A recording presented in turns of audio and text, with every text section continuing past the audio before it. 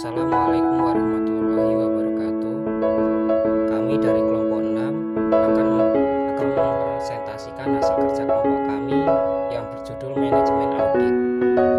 Di sini kami yang berjumlah 6 orang, yakni Anggi Fatmawati, yang kedua saya sendiri Arjuna Rahmawan, yang ketiga Hening Dihayu Safrida, yang keempat Nur Hamimah, yang kelima Tri Agustina, dan keenam yaitu Wida Asal Cahyani. Oke, baik, di sini saya akan menjelaskan mengenai apa itu audit. Menurut Mulyadi secara umum, audit adalah suatu proses sistematik untuk memperoleh dan mengevaluasi bukti secara objektif mengenai kenyataan-kenyataan tentang kegiatan dan kejadian ekonomi dengan tujuan untuk menetapkan tingkat kesesuaian antar pernyataan tersebut dengan kriteria yang telah ditetapkan, serta penyampaian hasil-hasilnya kepada pemakai yang berkepentingan. Lalu selanjutnya yaitu ada jenis-jenis audit. Yang pertama ada operasional audit. Operasional audit berupa pemeriksaan atas semua sebagian prosedur dengan metode operasional organisasi untuk menilai efisiensi, efektivitas, dan ekonomisasinya. Lalu selanjutnya ada komplikasi audit. Komplikasi audit merupakan pemeriksaan untuk mengetahui apakah prosedur dan aturan yang telah ditetapkan otoritas berwenang telah ditaati oleh personel di organisasi tersebut. Lalu yang selanjutnya ada finansial audit, yaitu merupakan evaluasi kewajaran laporan keuangan yang disajikan oleh manajemen secara keseluruhan dibandingkan dengan standar akuntansi keuangan yang berlaku. Lalu ditinjau dari luas pemeriksaannya, audit dibagi dua, yaitu general audit atau pemeriksaan umum dan special audit atau pemeriksaan khusus. General audit atau pemeriksaan umum yaitu pemeriksaan atas laporan keuangan terhadap atau oleh KAP yang independen dengan tujuan memberikan pendapat mengenai kewajaran laporan keuangan secara keseluruhan.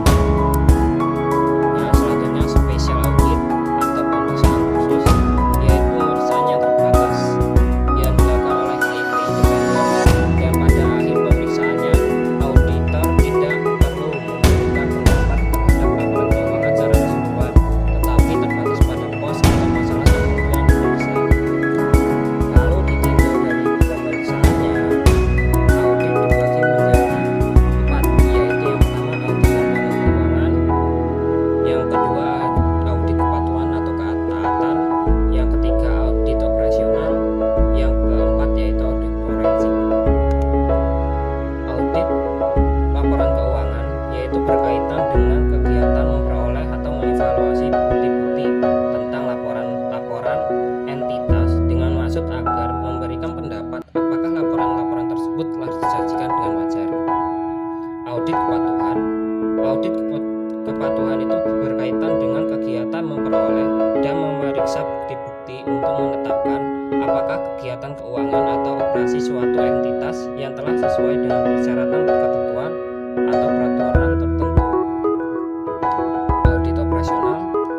Nah, audit ini berkaitan dengan kegiatan memperoleh dan mengevaluasi bukti-bukti tentang efisiensi dan efektivitas kegiatan operasional entitas dalam hubungannya dengan pencapaian suatu tujuan tertentu.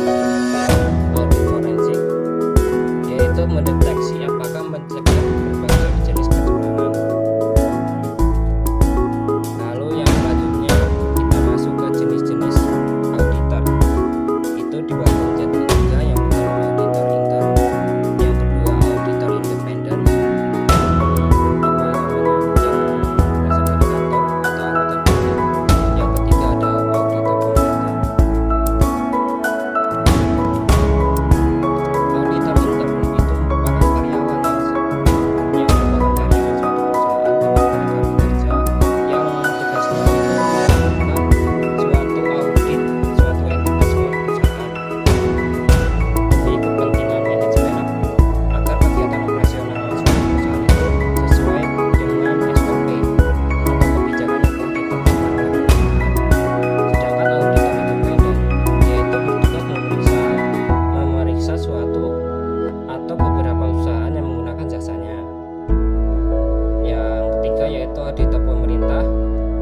Audit pemerintah ini bekerja pada pemerintah dan tugasnya juga mengaudit instansi pemerintah.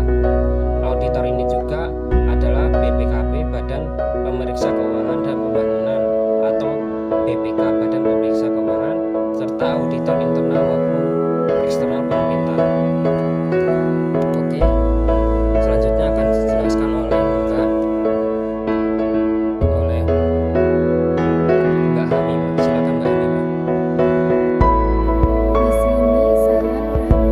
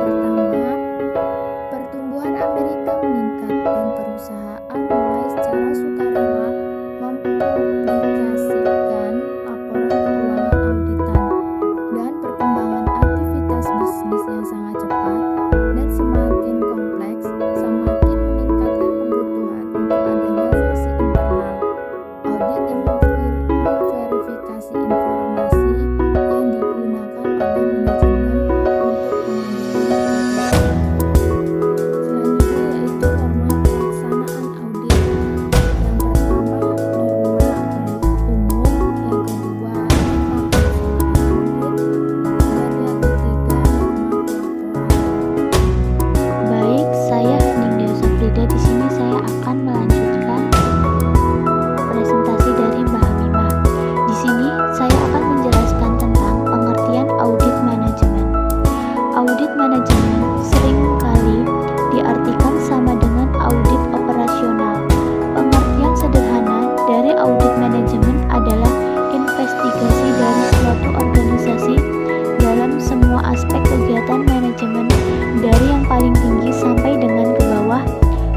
pembuatan laporan audit mengenai efektivitasnya atau dari segi profitabilitas dan efisiensi kegiatan bisnisnya. Kemudian, kebutuhan akan audit manajemen. Yang pertama, ada penurunan laba perusahaan secara kontinu dan signifikan. Yang kedua, turnover sumber daya manusia yang tinggi. Yang ketiga, rasa kebutuhan yang tinggi dan mendesak dari manajemen untuk memperoleh keyakinan terhadap efektivitas, efisiensi, dan ekonomisasi pengelolaan perusahaan termasuk akurasi laporan yang diterima. Yang keempat, performansi atau kinerja sebagian atau seluruh departemen di bawah standar. Yang terakhir, acquisition audit, yaitu saat akan mengakui sisi perusahaan lain. Materi selanjutnya akan disampaikan oleh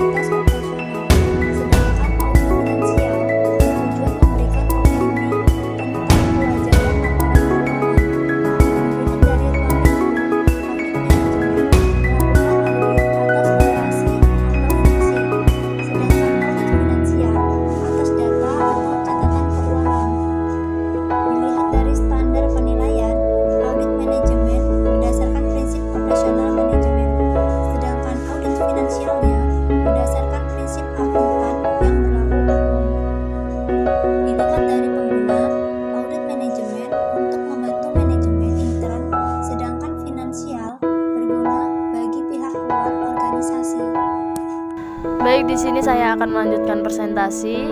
Selanjutnya yaitu tahapan audit manajemen. Yang ke-1 yaitu modifikasikan ruang lingkup audit. Yang kedua, perancangan, persiapan dan perorganisasian. Yang ketiga, pengumpulan dan pemutakhiran dan relevan. Yang keempat yaitu analisa dan riset. Selanjutnya kode etik untuk audit dan manajemen. Ke-1, setiap anggota harus jujur, objektif, dan mau bekerja keras. Kedua, setiap anggota harus memiliki loyalitas dalam segala hal yang menyangkut tugasnya, tetapi dia tidak boleh secara sadar menutupi segala kegiatan ilegal yang diketahuinya. Ketiga, setiap anggota tidak boleh menerima uang jasa dari klien atau langganan tanpa sepengetahuan atasan. Keempat, setiap anggota tidak boleh melakukan aktivitas yang dapat mengurangi tingkat objektivitas. Kelima, setiap anggota harus memikirkan segala kemungkinan yang akan terjadi atas tindakan yang akan dilakukan. Keenam, setiap anggota dapat memberikan opini harus didasarkan pada bukti yang cukup.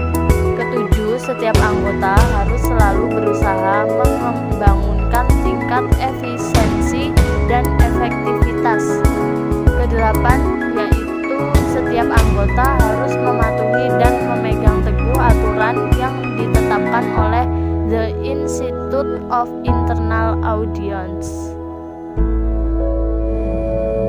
Materi selanjutnya terkait tentang sistem pengendalian intern, di mana adanya sistem pengendalian intern ini digunakan untuk membantu dalam pencapaian tujuan usaha, meliputi yang pertama efektivitas dan efisiensi operasi, yang kedua kendalian dari laporan keuangan, yang ketiga ketaatan terhadap hukum dan peraturan yang berlaku. Sedangkan tujuan dari pengendalian intern atas transaksi ini yang pertama yaitu untuk otoritas atau wewenang, yang kedua adalah pencatatan, yang ketiga untuk perlindungan, yang keempat sebagai rekonsiliasi, dan yang kelima sebagai penilaian. Selanjutnya yaitu adalah hubungan sistem pengendalian intern dengan audit manajemen. Manajemen perusahaan menerapkan sistem pengendalian intern agar mencapai kinerja yang efektif dan efisien. Evaluasi secara periodik dan kontinu atas pengendalian intern adalah alat manajemen untuk meyakinkan bahwa pengendalian intern yang diterapkan efektif dan diperoleh perbaikan-perbaikan atas kekurangan yang ada. Salah satu alat evaluasi itu adalah audit manajemen. Audit manajemen mengevaluasi setiap pengendalian atau kontrol yang mempengaruhi efektivitas dan efisiensi perusahaan. Oleh karena itu, pengendalian intern termasuk dalam ruang lingkup audit manajemen. Hasil audit manajemen itu sendiri berupa rekomendasi perbaikan-perbaikan atas kekurangan atau kelemahan dari sistem pengendalian intern yang ada. Audit manajemen akan mengevaluasi serta memberikan rekomendasi perbaikan terhadap sistem pengendalian intern perusahaan. Sekian presentasi dari kelompok kami terkait materi audit manajemen. Kurang lebihnya kami mohon maaf. Kami akhiri, wallahu muwaffiq ila aqwamit thoriq. Wassalamualaikum warahmatullahi wabarakatuh.